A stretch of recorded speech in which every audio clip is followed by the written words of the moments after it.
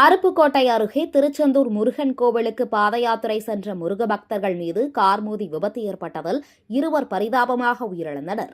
விருதுநகர் மாவட்டம் அருப்புக்கோட்டை சுற்றுவட்டார பகுதிகளில் இருந்து ஏராளமானோர் தற்பொழுது திருச்செந்தூர் முருகன் கோவிலுக்கு மாலை அணிந்து பாத யாத்திரை சென்று வருகின்றனர். இந்த நிலையில் காரியாபட்டி அருகே கழுவனச்சேரியைச் சேர்ந்த கூலி வேலை செய்து வரும் சடையக்கருப்பன் மற்றும் முத்துப்பாண்டி ஆகியோர் அருப்புக்கோட்டை வழியாக மதுரை தூத்துக்குடி தேசிய நெடுஞ்சாலையில் நடந்து சென்று கொண்டிருந்தனர். அப்பொழுது செட்டிக்குறிச்சி விளக்கு அருகே பின்னால் கோயம்புத்தூரில் இருந்து திருச்செந்தூர் நோக்கி அதிவேகமாக சென்று கொண்டிருந்த கார் எதிர்பாராத விதமாக ஓட்டுநர் கட்டுப்பாட்டை இழந்து சடையக்கருப்பன் மற்றும் முத்துப்பாண்டி ஆகிய இருவர் மீது மோதியதில் இருவர் தூக்கி வீசப்பட்டு சம்பவ இடத்திலேயே பரிதாபமாக உயிரிழந்தனர்.